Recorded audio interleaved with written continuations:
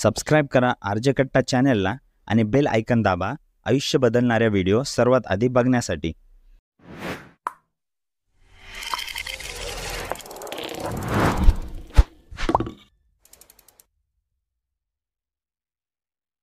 मित्रांनो, स्वागत आहे तुमचं पुन्हा एकदा आरजे कट्टा चॅनलवर। मित्रांनो, आपल्या आजची गोष्ट आहे त्या व्यक्तीची ज्यांनी राजस्थानमध्ये एका मध्यमवर्गीय कुटुंबामध्ये जन्म घेतला आणि त्यांच्या बिझनेसमध्ये स्वतः तयार केलेले काही असे नियम वापरले आणि ते जगातील श्रीमंत व्यक्तीच्या लिस्टमध्ये तिसऱ्या स्थानावर जाऊन पोहोचले। ते व्यक्ती ज्यांना सेंट झेवियर्स कॉलेजच्या प्रिन्सिपलने त्यांच्या कॉलेजमध्ये ॲडमिशन देण्यापासून फक्त यासाठी नकार दिला कारण की ते एका हिंदी मीडियम शाळेमधून शिकले होते, ज्यांनी जगभरात लोखंड विकले आणि सोने जमा केले। हो मित्रांनो, आपल्या आजच्या गोष्टीचे हिरो आहेत जगातील सर्वात मोठी steel manufacturing company Arcelor Mittal कंपनीचे चेअरमॅन आणि chief executive officer Shri Lakshmi निवास मित्तल, ज्यांच्या नावाचे पहिले अक्षर लक्ष्मी हे हिंदू धर्मातील धनाच्या देवीचे नाव आहे। तर हा संयोग मात्र आहे की अजून काहीतरी, पण ते काही असो, आज ते जगातील सर्वात पॉवरफुल श्रीमंत व्यक्तींमध्ये गणले जातात। तर चला बघूया त्यांच्या जीवनाचा हा प्रवास या व्हिडिओमध्ये। लक्ष्मी निवास मित्तल यांचा जन्म 15 जून 1950ला राजस्थानमधील सदलपूरमध्ये एका मारवाडी कुटुंबात झाला होता। त्यांचे कुटुंब हे 20 लोकांचे एक संयुक्त कुटुंब होते, जे एका छोट्याशा घरात राहत होते। ते जमिनीवर नाहीतर खाटेवर झोपत असे। सदलपूर हे एक छोटेसे गाव होते, जिथे वीज आणि पाण्यासारखी मूलभूत सुविधासुद्धा नव्हत्या। त्यांना 2 भाऊ आणि 1 बहीण होती। त्यांचे वडील हे एक व्यावसायिक होते। ते 6 वर्षाचे असताना त्यांचे कुटुंब कलकत्त्याला शिफ्ट झाले, जिथे त्यांचे वडील श्री मोहनलाल मित्तल हे एका छोट्याशा स्टील कंपनीमध्ये पार्टनर बनले आणि तिथूनच त्यांच्या कुटुंबाच्या चांगल्या दिवसाची सुरुवात झाली। लक्ष्मी निवास यांनी श्री दौलतराम निपाणी विद्यालय कलकत्ता इथून हायर सेकंडरीपर्यंतचे शिक्षण हिंदी मीडियममधून घेतले। त्यानंतर त्यांनी सेंट झेवियर्स कॉलेज कलकत्ता इथून कॉमर्समधून त्यांचे ग्रॅज्युएशन पूर्ण केले। त्या कॉलेजमध्ये जेव्हा ते ॲडमिशन घेण्यासाठी गेले होते, तेव्हा तेथील प्रिन्सिपलने त्यांना तेथे ॲडमिशन देण्यास फक्त यासाठी नकार दिला होता कारण त्यांना वाटले की हा हिंदी मीडियममधून आलेला मुलगा कॉलेजमध्ये इंग्लिश मीडियममध्ये फिट बसणार नाही। त्यावेळी ते फक्त 16 वर्षाचे होते आणि त्यांनी त्यांच्या शाळेत टॉपसुद्धा केले होते।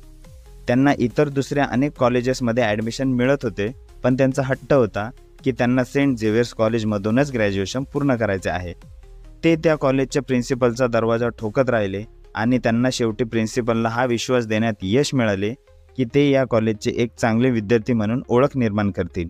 त्यांनी या गोष्टीला एक आव्हान म्हणून स्वीकारले आणि मेहनत तसेच समर्पणातून त्यांनी त्याच कॉलेजमध्ये ॲडमिशन मिळवून ना केवळ ग्रॅज्युएशन पूर्ण केले, तर 1969मध्ये त्यांच्या कॉमर्स विषयात टॉप करून त्यांच्या प्रिन्सिपलच्या बोलण्याला चुकीचे सिद्ध करून दाखवले। त्यांचे असे म्हणणे आहे की या घटनेमधून त्यांना खूप काही शिकायला मिळाले, ज्यामुळे पुढील जीवनात त्यांना एक यशस्वी व्यावसायिक बनण्यात खूप मदत मिळेल। त्यांच्या ग्रॅज्युएशनच्या काळात ते त्यांच्या वडिलांच्या मदतीसाठी दिवसातून काही तास त्यांच्या ऑफिसमध्ये सुद्धा जात असे। ग्रॅज्युएशन पूर्ण झाल्यानंतर त्यांनी त्यांच्या वडिलांच्या निप्पॉन डेनरो इस्पाटमध्ये एक क्लर्क म्हणून कामाला सुरुवात केली, जिथे ते छोटी छोटी कामेसुद्धा स्वतः करत असत। 1975 साली आयुष्यात पहिल्यांदाच ते त्यांच्या काही मित्रांसोबत विदेशात फिरायला जाणार होते आणि त्यांनी या प्रवासासाठी इंडोनेशिया, सिंगापूर, हाँगकाँग आणि जपानसारख्या काही देशांना निवडले। त्यावेळी त्यांचे वडील त्यांना बोलले की काही वर्षापूर्वी स्टील मिल उभारण्याच्या हेतूने जकार्तामध्ये जी जमीन त्यांनी विकत घेतली होती, तिथे त्यांच्या अपेक्षेनुसार काही खास प्रगती नाही झाली।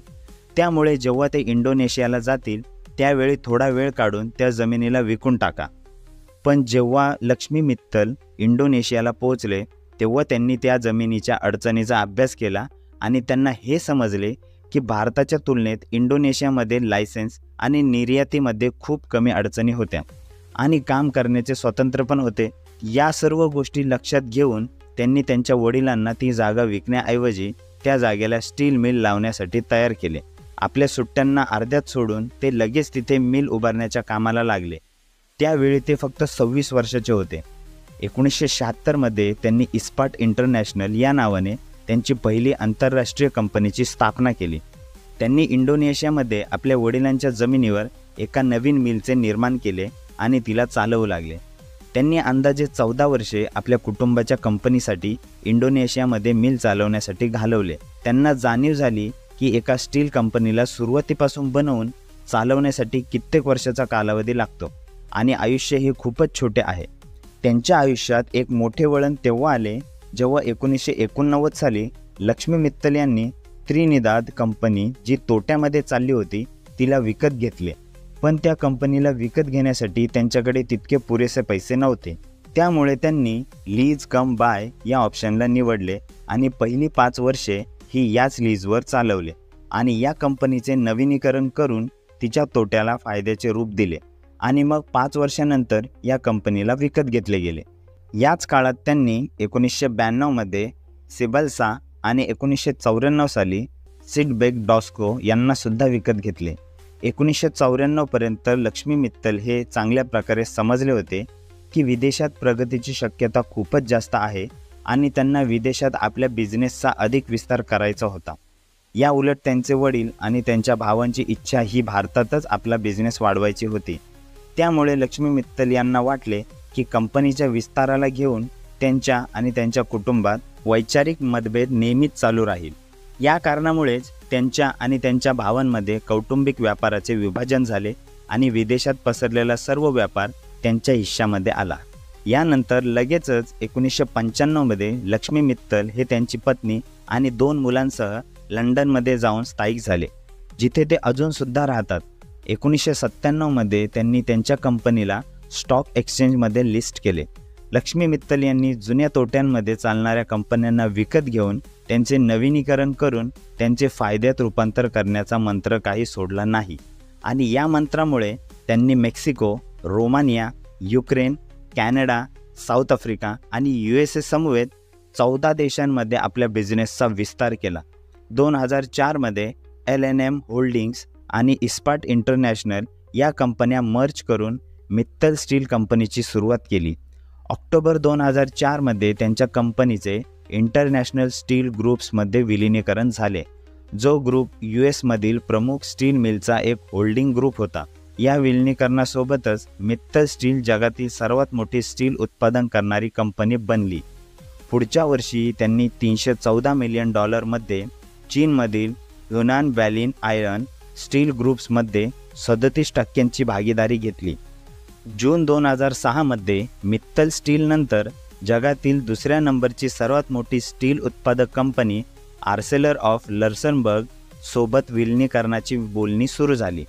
आर्सेलर कंपनीच्या बहुतेक अधिकाऱ्यांनी या विलिनीकरणाला भरपूर विरोध केला. तेथील न्यूजपेपर आणि मीडियामध्ये सुद्धा याच्या खूप चर्चा झाल्या.